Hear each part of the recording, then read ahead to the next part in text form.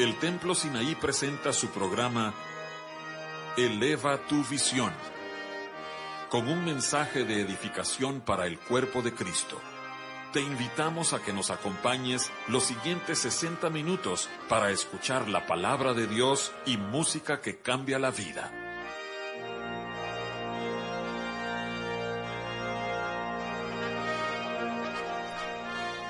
Dice Números 33:17, salieron de Haserot y acamparon en Ritma, salieron de Ritma y acamparon en Rimón Pérez, salieron de Rimón Pérez y acamparon en Libna. Buenas noches, estimados oyentes, los saluda su anfitrión José Ordóñez, y estoy seguro de que si han escuchado nuestros programas anteriores, al oír la lectura de Números 33, ya sabrán que se encuentra de nuevo con nosotros el pastor Óscar Maldonado, quien pastorea aquí en la ciudad de Monterrey la iglesia Alabanza. Otra vez, Óscar, bienvenido con nosotros. Qué gusto estar aquí contigo, hermano. Gracias por la invitación. No, es un gozo que puedas venir de nuevo con nosotros. Iniciaste con nosotros un estudio sobre el viaje de Israel, específicamente las 42 paradas o las 42 jornadas. Esto está basado en lo que leíamos al principio, en Números capítulo 33. Y recuerdo que tú explicabas que cada lugar donde Dios detuvo a Israel tiene un significado en nuestra caminata espiritual. Sí, definitivamente, cuando nosotros leemos, por decir que llegaron a Sucot. En el mero principio. En el mero principio, la primera parada. Nosotros estamos acostumbrados cuando vamos en algún viaje, vemos algún letrero con el nombre del pueblito, de la población, y vemos 15,000 habitantes o X. Pero ellos estaban llegando a lugares donde ningún ser humano había llegado. Pero el Señor estaba poniendo los nombres, porque hemos hablado y hemos entendido que cada lugar era una lección. Y el Señor está dándonos, está poniendo la lección que Él quería dar en ese lugar, en esa parada donde llegaron, ¿verdad? Ajá, y mira, recuerdo que la vez pasada que estuviste con nosotros, hablabas de un lugar en donde aparentemente Dios no estaba haciendo nada, que ellos no entendían realmente qué estaba pasando. Y así cada lugar tiene una lección. La lección es, muchas veces no entendemos, pero Dios está trabajando. Esa luz se llama ese lugar. Y ahí yo veía, podemos ver ahí la vida de Job. O sea, de pronto llega alguien y le avisa a Job que... Una tras otra, ¿no? Y Job lo único que hace es rasgar sus vestidos y ponerse... No entendía lo que estaba pasando, pero él sabía que él tenía que humillarse delante de Dios. Y eso es lo que tenemos que entender cuando están sucediendo cosas en nuestra vida que no entendemos. Señor, yo sé que tú tienes todo bajo el control. Exactamente. Sin duda alguna. Sí. Y en este viaje, hermano, vemos que Dios tiene un control perfecto. Ellos no iban caminando al azar, sino que vemos que la nube los iba guiando, y donde la nube se posaba era porque el Señor les quería mostrar la siguiente lección. Y es interesante también que las Escrituras dicen que el Señor determinaba cuánto tiempo incluso la nube reposaba en determinado lugar. Amén. Podía reposar allí un día, 5 días, un mes, un año. Pero el Señor estaba haciendo algo con el pueblo en ese lugar. Entonces, mira, hermano, yo creo que a la luz del nombre de este programa, Eleva tu Visión, yo creo que este curso que estás compartiendo con la audiencia cobra mayor relevancia porque estamos en un viaje. Estamos en un viaje espiritual. Más vale que lo entendamos. Y que entendamos que el Señor está enseñándonos lecciones profundas y necesarias para que nosotros avancemos y lleguemos hasta la meta. El apóstol Pablo lo dice claramente en Primera de Corintios, en el capítulo 10, dice que eso es una figura, un tipo de lo que hoy nosotros estamos viviendo. O sea, ejemplo. Ese viaje, un ejemplo. Es un patrón a seguir. Es un patrón a seguir, amén. Y Óscar, ¿cuál es la siguiente parada? Me imagino que vamos a ver unas 3, 4 paradas hoy. ¿Cuál es la siguiente? Bueno, dice ahí en Números 33:17, partieron de Kibrot Hataba y acamparon en Haserot. Y Haserot significa muros. Muros. Y esta es una lección muy importante, hermano. Los muros son muy importantes. Cuando un enemigo atacaba una ciudad, lo primero que necesitaba hacer el enemigo era derribar los muros. No podían hacerle daño o no podían tomar aquella población o aquella ciudad si antes no penetraban los muros, ¿verdad? Esto lo encontramos en la historia en todo el tiempo y vez tras vez.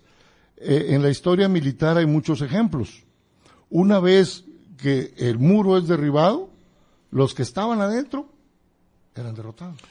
O sea que al hablar de muros, de paredes, estás refiriéndote a los muros que rodean una ciudad, no necesariamente muros de una casa o paredes de una casa, sino estamos figurativamente refiriéndonos a la protección de una ciudad.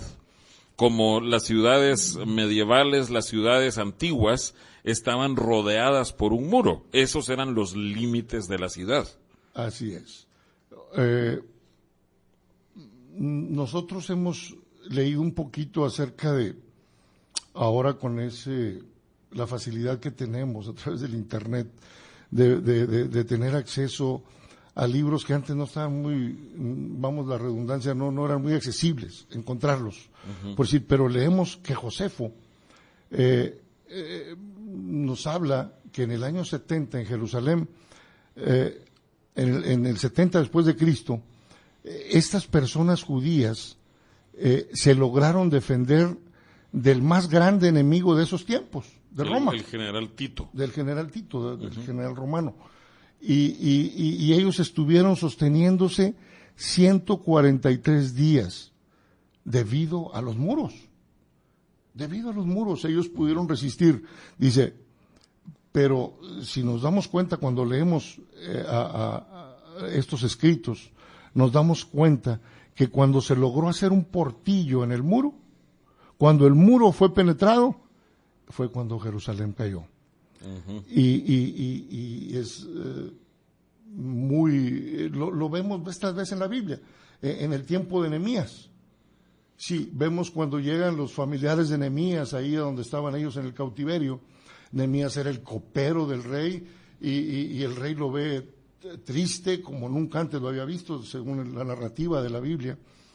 Y él estaba así porque las noticias que él recibió, dice ahí Nehemías 1:3, dice, y me dijeron, el remanente, los que sobrevivieron a la cautividad allí en la provincia, están en gran aflicción y oprobio.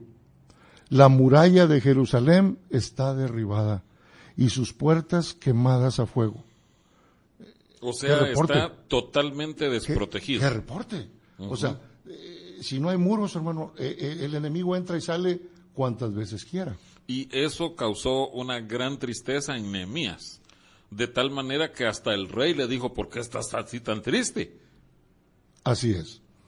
Bueno, pero eso está ahí escrito porque también nos habla acerca de nuestro corazón.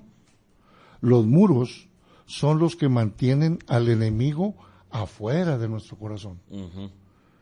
Los muros protegen lo que está dentro y eso nos da seguridad.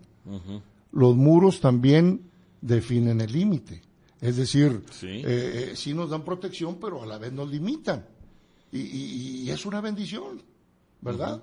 Para no caer en un libertinaje. Es decir, el Señor ha puesto muros pone muros sobre nosotros que sí nos van a dar protección, pero a la vez nos van a limitar. Sí, y creo que en la actualidad a muchos en muchas iglesias no les gusta que se les hable de límites. Mire, hay restricciones, hay límites, hay estándares, hay convicciones que la iglesia cristiana debe sostener y cada cristiano debe tenerlos, porque esos se convierten en protección para nosotros. Así es. Mira, los muros son reglas. O sea, las reglas para nosotros son muros, son protección. Las leyes, como en cualquier sociedad es necesario que haya leyes. En donde sea, en el país, en la escuela, en la familia. En la iglesia, en la familia. Necesitamos esos muros, porque nos van a dar protección.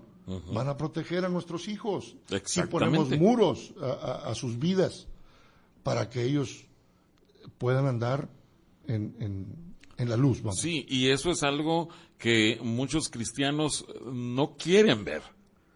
En toda sociedad, en todo grupo social, existen limitaciones. Y el Señor ha establecido esos muros de protección para cada uno de sus hijos, para cada creyente. Y esos muros de protección a la larga sirven para que nuestra vida sea preservada. Así es. Si no, vamos a ser presa de los enemigos. Mira, hablando de la familia, nosotros tenemos que plantar convicciones en nuestros hijos, los muros. O sea, las convicciones son muros a nuestra vida. Yo recuerdo cuando tuve que salir de la casa por cuestión de estudio. Cuando eras soltero. Sí, era un jovencito, había terminado la secundaria y tuve que ir al bachillerato y no había ahí una preparatoria en el pueblo donde estábamos y yo llegué a una casa donde no había muros, ¿sí? Los muchachos ellos podían dormirse a la hora que ellos quisieran, no había quien los vigilara si hacían tales o cuales cosas, pero por la gracia de Dios, en mí habían sido plantados muros. Sin ser cristiano. Sin ser cristiano, pero nuestros padres son cuidadosos a veces de plantar muros, ¿verdad? Y eso nos preservó, hermanos, nos preservó de... Pues mira, estás hablando de una etapa que es una etapa crucial en la juventud.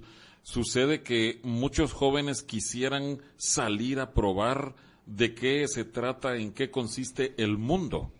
¿Por qué es que el mundo es tan feliz con todas sus atracciones, con todo el entretenimiento?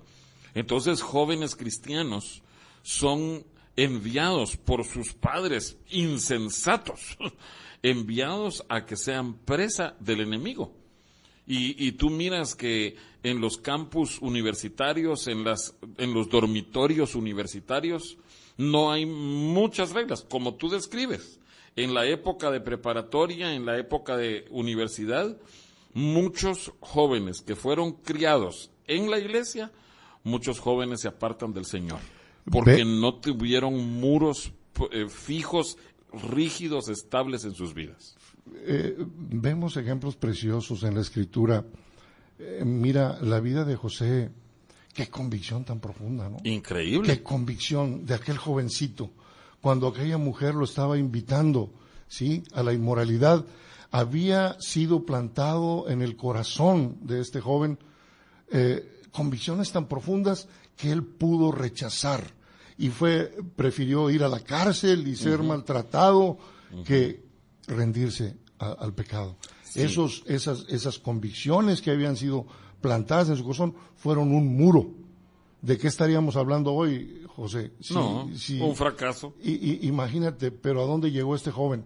Debido a esas convicciones, ¿verdad? Llevó a la salvación del mundo entero, porque gracias a que él ascendió al trono junto con Faraón, es que hubo alimento para todo el mundo. Si no, esa sequía, imagínate, habría acabado con el mundo. Qué importantes son los muros en nuestra vida. Cuán importantes, sí, hermano. Hemos visto que los muros son convicciones que el Espíritu Santo ha dado a cada uno de nosotros. Amén. A veces el Señor, el Espíritu Santo nos dice, no vayas ahí a ese lugar, no vayas. Yo recuerdo que en cierta ocasión el Señor me dijo, estaba en cierto centro comercial y había ciertas cosas ahí que el Señor me dijo, necesitas salir inmediatamente de este lugar. Y y yo sentí, hermano, la muerte. Si no salía, yo dije, Señor, si yo me quedo aquí. O sea, si no obedeces a esa voz del Espíritu. Definitivo. La Biblia no dice nada sobre esto específicamente, vamos a decir, pero a veces, en la cuestión de que a veces nosotros les decimos, oye, el Señor me habló y me pidió esto. Dice, bueno, vamos a la Escritura a ver si es cierto. Y dice, pero es que la Biblia no dice específicamente por decir de la televisión. Si el Señor dice, oye, es que a mí no me ha hablado. Cuando vemos, que hay personas cuando que vemos la basura que hay ahí en la televisión. Hay personas que quieren que Dios prohíba en la Biblia la televisión. Sí, que diga así la palabra televisión. Amén. Pero bueno, si quieres un versículo, o si esas personas quieren un versículo, solo pueden leer en Salmos, en donde David, en el Salmo 101, él dice, no pondré delante de mis ojos cosa inicua. Inmunda. Entonces, la verdad es que al ver la basura que hay en la televisión, o sea, cualquier cristiano debiera decir, eso es el cumplimiento de lo que David dijo, y no lo voy a ver, no lo voy a ver. Entonces, los muros son reglas, son convicciones, pero son la presencia del Señor y el temor de Dios en nosotros. Son muros preciosos. Y al enemigo no le gusta que nosotros tengamos muros. Ah, no. No. Él lo vemos aquí en Nehemías. En Nehemías 4:7 dice, aconteció que cuando Sanbalat, Tobías, los árabes, los amonitas y los de Asdod se enteraron que continuaba la reparación de las murallas de Jerusalén, que las brechas comenzaban a ser cerradas, se enojaron mucho. El enemigo se enfurece cuando nosotros ponemos muros alrededor de nuestra vida. ¿Pero por qué? Porque sabe que es más difícil atacar a una ciudad amurallada. Amén. Él no va a penetrar fácilmente. Vemos esas convicciones en jóvenes como Daniel. Dice, cuando él propuso en su corazón debido a no contaminarse. A no contaminarse por esas convicciones, por esos muros que habían sido plantados en su vida. Sí, y creo que no todos los jóvenes israelitas que estuvieron presos, que estuvieron cautivos, no todos ellos tenían esas convicciones y esos muros. Daniel y sus amigos fueron muy pocos, y creo que así está sucediendo en la actualidad en la iglesia. El remanente de Dios es muy pequeño, hermano. Y yo creo que son pocos aquellos que han adoptado en su corazón estas verdades, y el Señor los va a premiar, así como premió a Daniel y a sus amigos, los va a recompensar por haber puesto muros de protección sobre sus vidas. Amén.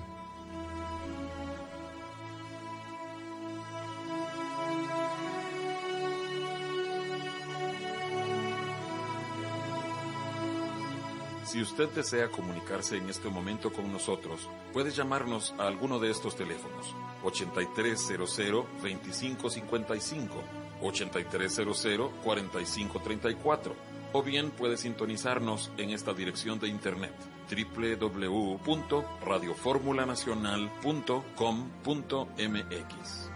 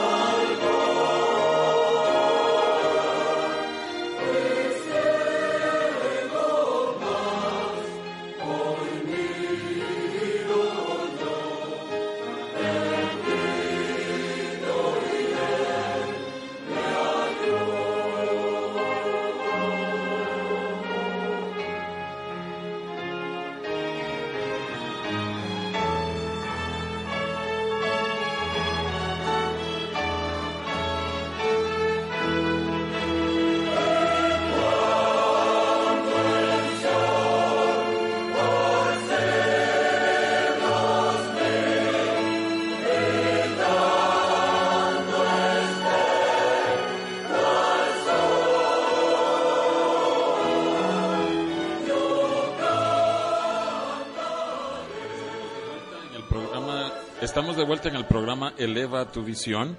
Estamos con el pastor Oscar Maldonado y estamos examinando una de las 42 jornadas del viaje de Israel por el desierto. Estamos en la parada en Hazerot, que vimos que significa muros. ¿Qué más tienes que decirnos acerca de eso? El Salmo 80:12 dice: ¿por qué has derribado sus vallados? De modo que la vendimian todos los que pasan de camino. El puerco montés la devora, y de ella se alimenta todo lo que se mueve en el campo. El puerco montés en la Biblia habla de Satanás. Cuando él tiene acceso, él va a arruinar el huerto, la ciudad, lo que sea. Cuando nosotros le fallamos al Señor, realmente significa que el muro tiene una grieta, un agujero, o ha sido derribado. Hay un salmo precioso cuando David está arrepintiéndose de su pecado. Ahí en el Salmo 51:18 dice: haz bien con tu benevolencia, Sión, edifica los muros de Jerusalén.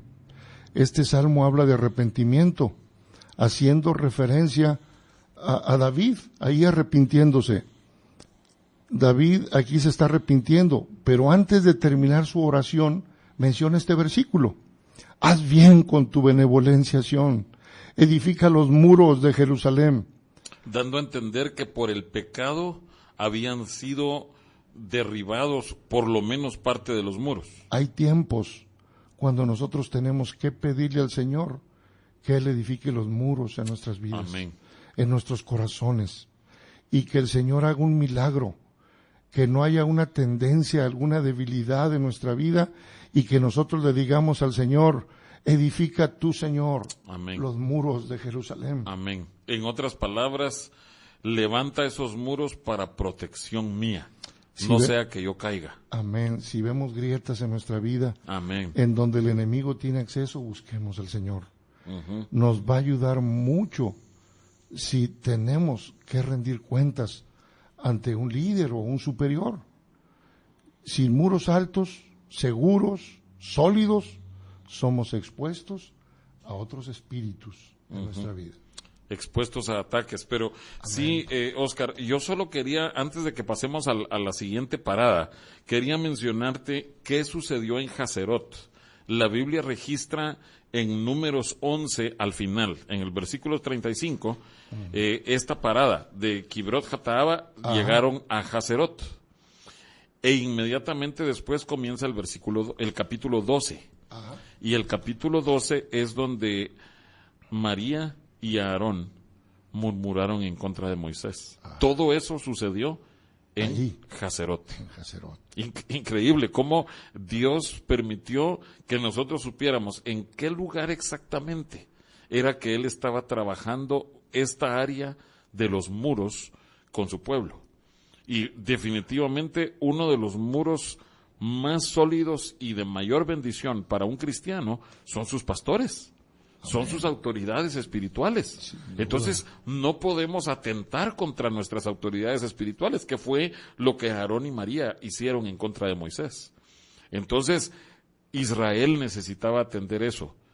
Ellos necesitaban aprender a respetar, pero con temor de Jehová, a sus líderes, a su líder Moisés, en Hazerot. Sí, esta lección de Hazerot yo creo que nos deja mucha enseñanza a nosotros también. Sin duda alguna, cómo necesitamos levantar muros en nuestra vida. Vemos, el apóstol Pablo lo menciona, el asunto de la murmuración, que fue el pecado de María. Uh-huh. Uh-huh. Entonces, sí necesitamos levantar muros. El temor de Dios en nuestro corazón es un muro precioso. Amén. Que el Señor haga esa obra en nosotros. Para Amén. que entendamos que no debemos tocar a sus ungidos. Uh-huh. Amén. Y el siguiente paso, la siguiente etapa o parada, ¿cuál es? Bueno, la siguiente lección aquí es ritma. Ritma. Ok. Y ritma significa poner un yugo o el atar. Atar. El atar. Y fíjate lo que estábamos hablando ahorita, nosotros vivimos en una sociedad que le gusta denominarse libre, con ese tipo de doctrina de una libertad mal entendida. Sí, es que a libertad nos ha llamado el Señor. Sí, pero nosotros no entendemos No. ese término, ¿verdad? No, Y libertad ese concepto. no quiere decir haz lo que tú quieras. Amén. Definitivamente no. Ese concepto de la libertad, que es hacer lo que uno quiere hacer. Mira, solo estaba leyendo algo que escribió un hermano que dice: cuando la voluntad de Dios se choca con la voluntad del hombre, una de las dos tiene que morir. Entonces, nada de que yo tengo libertad para hacer lo que yo quiera. Si tú quieres de veras caminar con Cristo, la libertad que tienes es de escoger hacer lo que Él quiere que tú hagas. Amén. Pero ¿hacia dónde estás viendo tú esto de atar?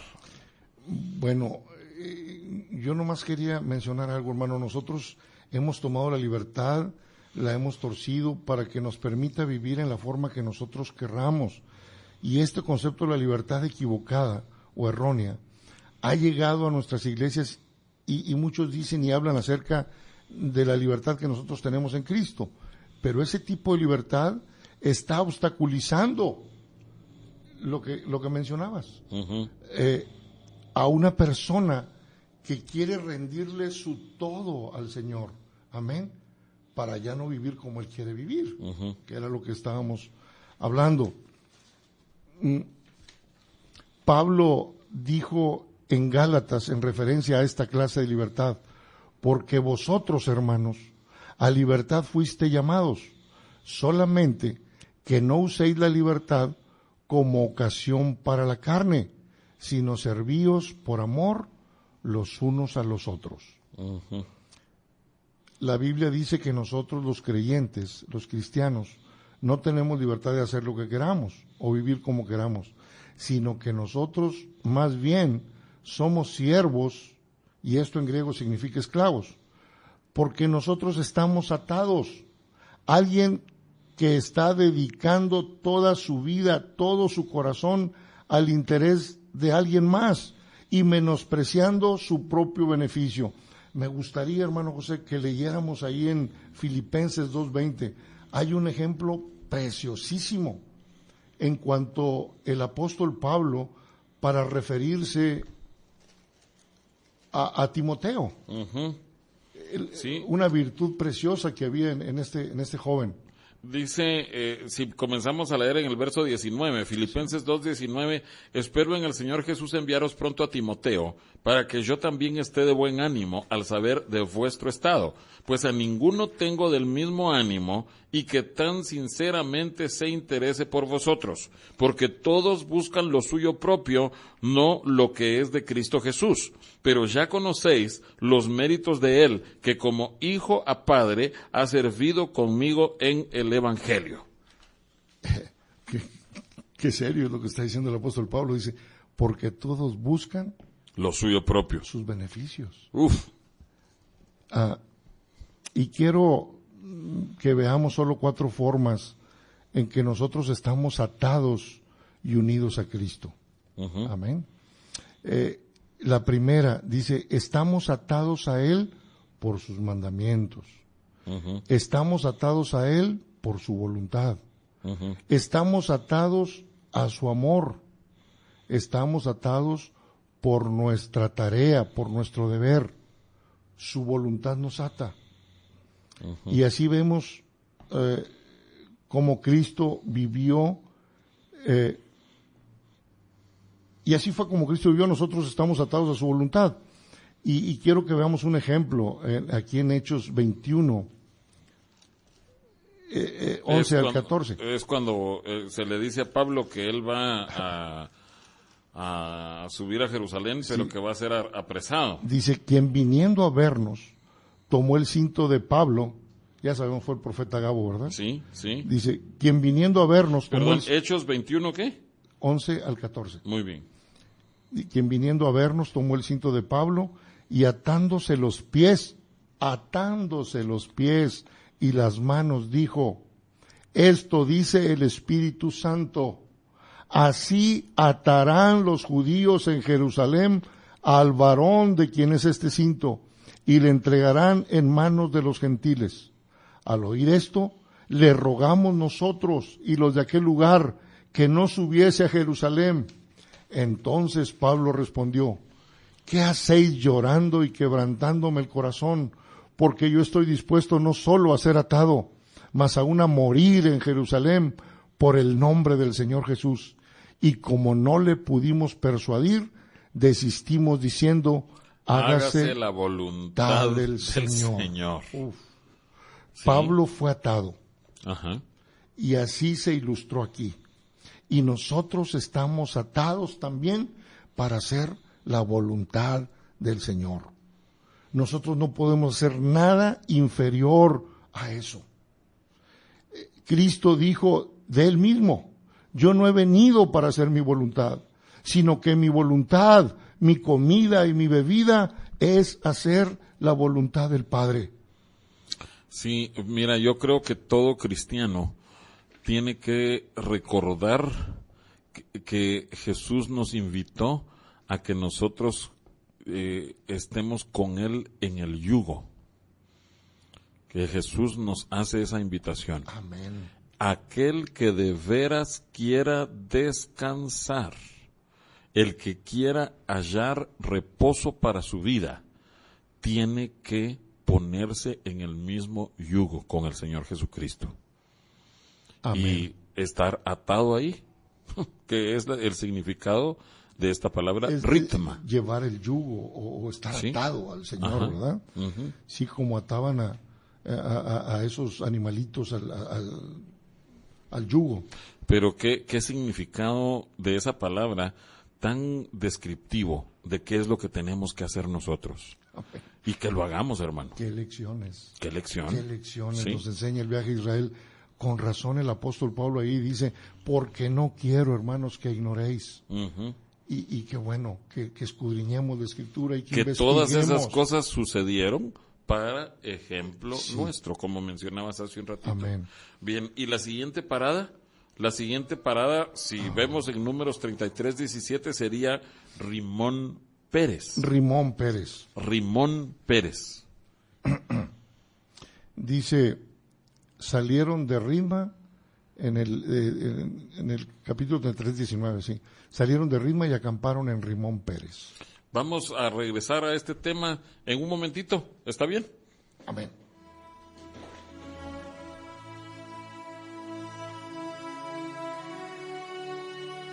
Si desea adquirir algún CD de música de los que hemos usado en el programa o una copia de este programa, lo puede adquirir en nuestra iglesia. Esté pendiente porque antes de finalizar el programa daremos la dirección.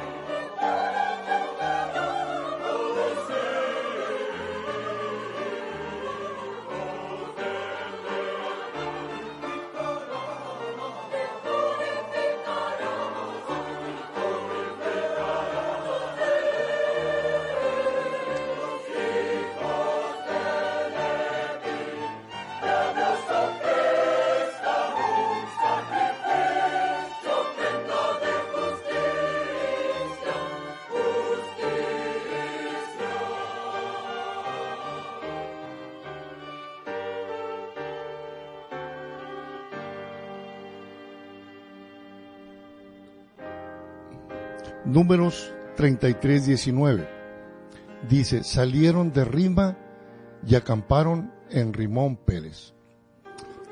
Rimón Pérez son realmente dos palabras, pero Rimón significa exaltado, elevado. Proverbios 16 dice, 6 cosas aborrece Jehová, y aún 7 abomina su alma.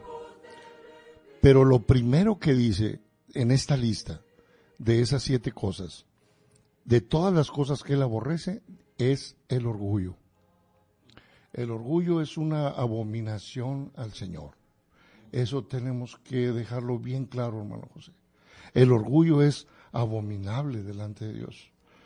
Nosotros debemos de tener mucho cuidado con todas las formas de orgullo.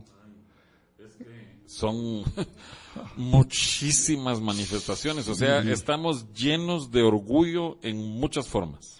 Debemos de tener cuidado de cómo se introduce tan sutil a nuestros pensamientos, a nuestras mentes. Debemos de tener cuidado porque muchas veces llega disfrazado de humildad.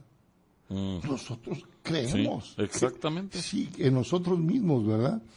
Y miren, esto es algo muy cierto.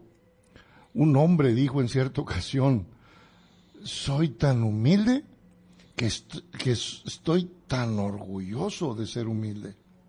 Ay, no. Hay personas... Eso está como aquel que estaba orando después de escuchar la explicación de la Biblia, del Jesús que explicaba del fariseo y el publicano, ¿verdad? Que el fariseo oraba, gracias te doy porque yo no soy como ese publicano. Estaba orgulloso de su humildad. Pues este cristiano moderno decía, Señor, muchas gracias porque yo no soy como el fariseo. Oh, bueno. Creo que eso es, así es. Esa es la manifestación moderna del orgullo, ¿verdad? Y creo que lo peor, Oscar, y creo que coincidimos en esto, la peor manifestación de orgullo es el orgullo espiritual. Amén. Imagínate que un predicador, cuando Dios lo usa, un cantante, si Dios lo usa, que esté orgulloso de que Dios lo usa. Imagínate, estar orgulloso de lo que Dios ha hecho en ti.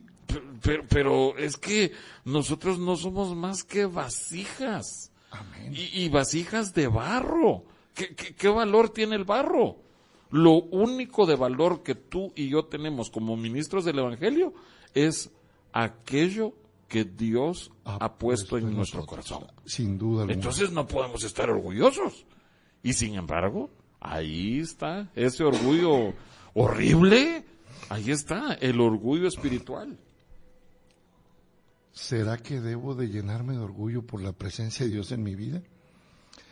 ¿Orgulloso por los dones? Pues no, es que fíjate que es una forma, como dices, muy sutil.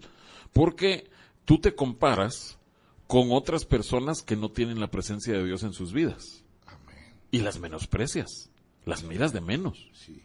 Porque tú tienes la presencia de Dios. Porque tú, cuando ministras a Dios, el Señor desciende. Y con esas personas no.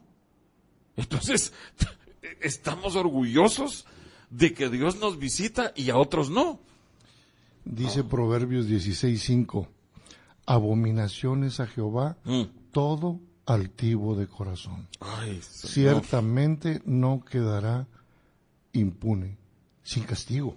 Uh-huh. Vemos que Rimón significa exaltado. Cuando nos exaltamos a nosotros mismos, aún dentro de nuestro corazón, en nuestros pensamientos, lo que realmente estamos haciendo, hermano, es rebajarnos. Es como la gravedad. Es un hecho. Uh-huh.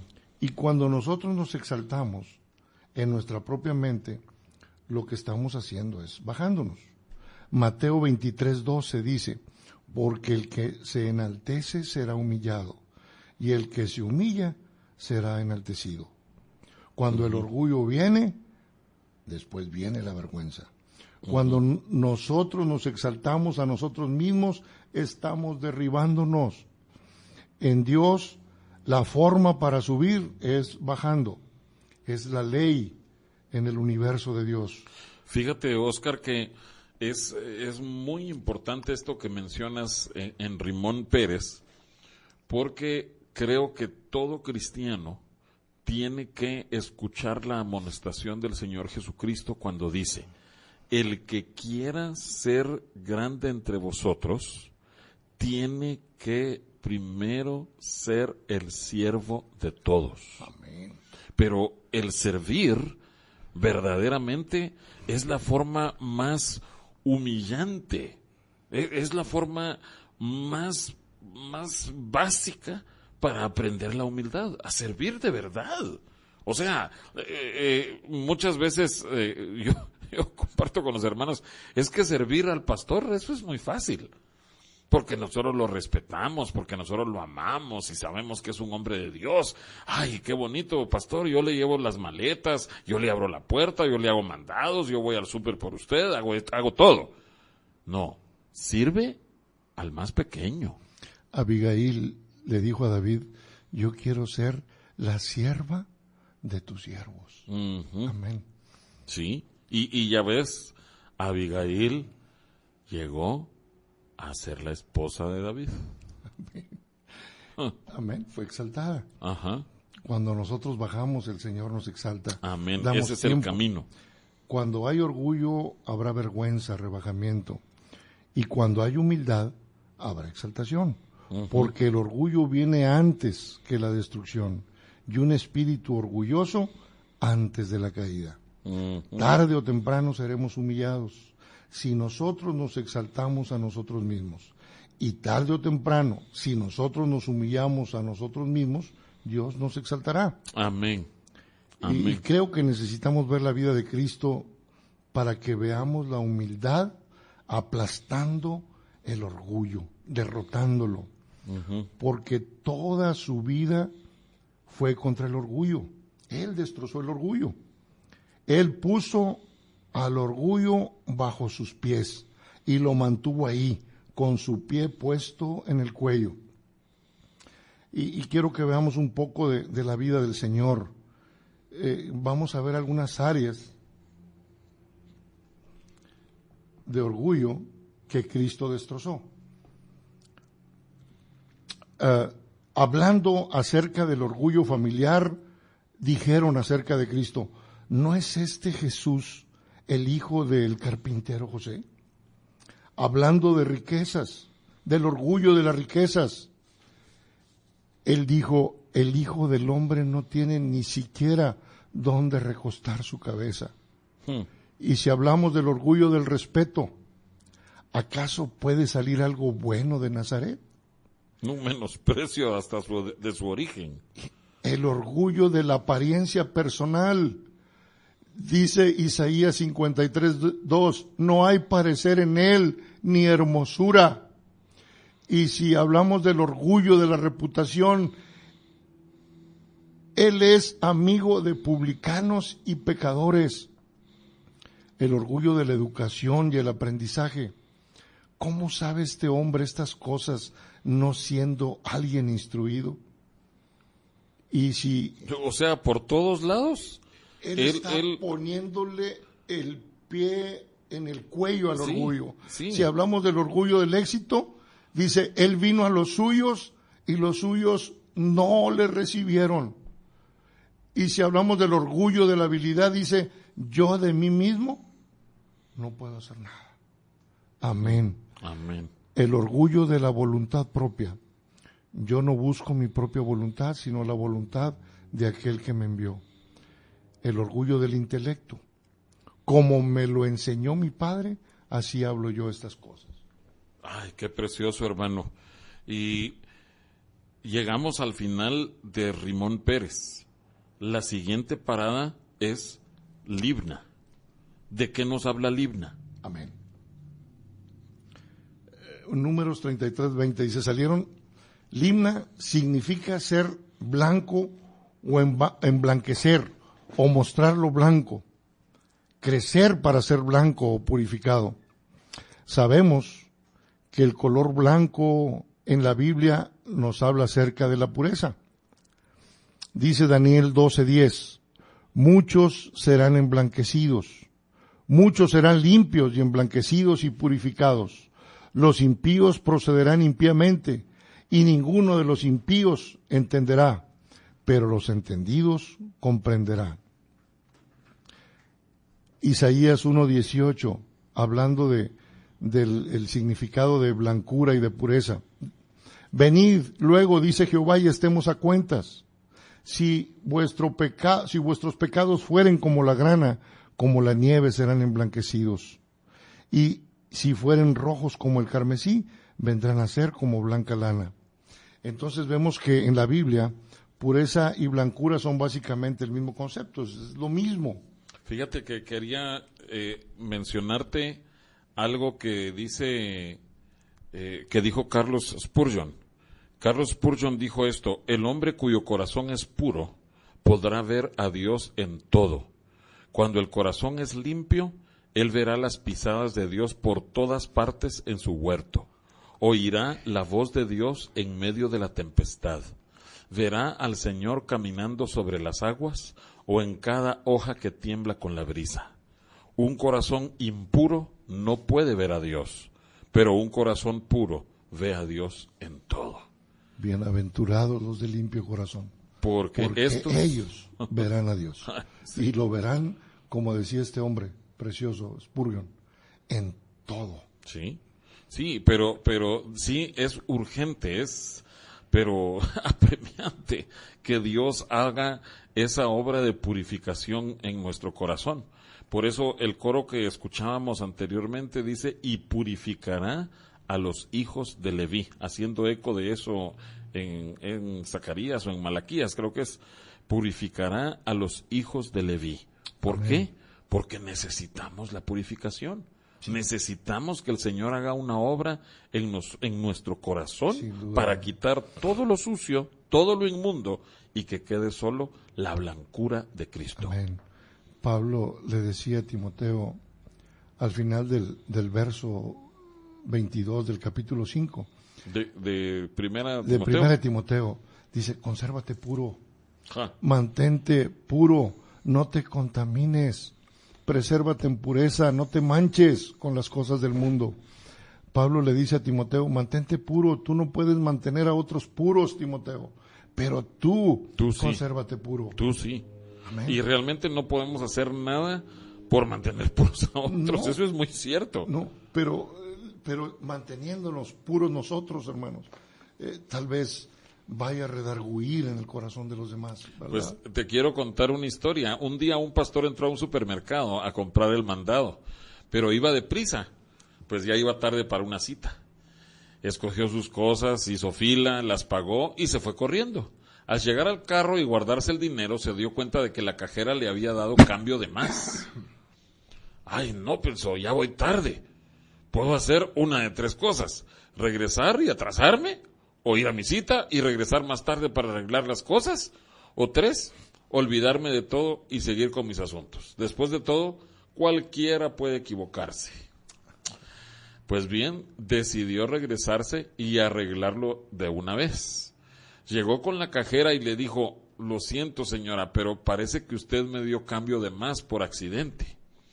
Con una lágrima en su mejilla, la cajera lo vio y le dijo: no, señor, lo hice a propósito.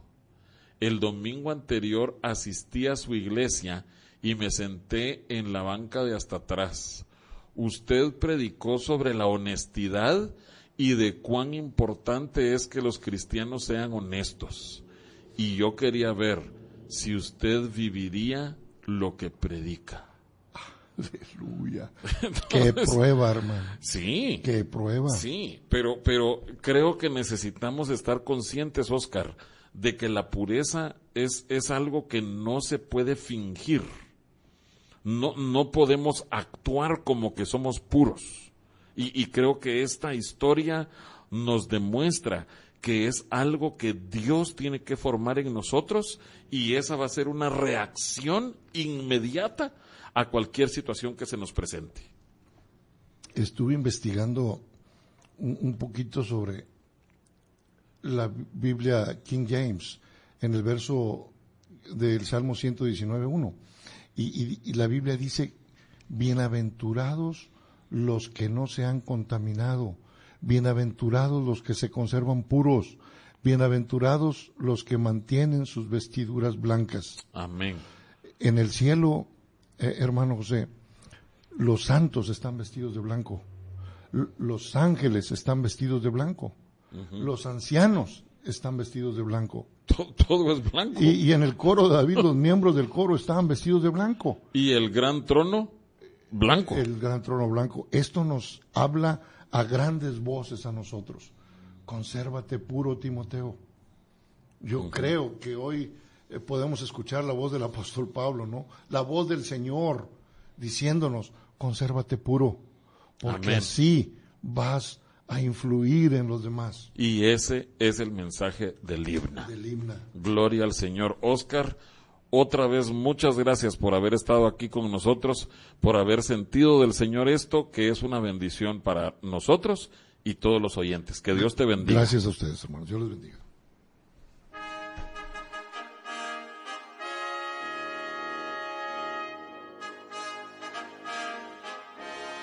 El Templo Sinaí agradece el favor de tu atención. Te invitamos a que nos sintonices el próximo martes por esta misma estación a las 9 de la noche. Nos despedimos con la siguiente petición a Dios. Jehová te bendiga y te guarde. Jehová haga resplandecer su rostro sobre ti y tenga de ti misericordia.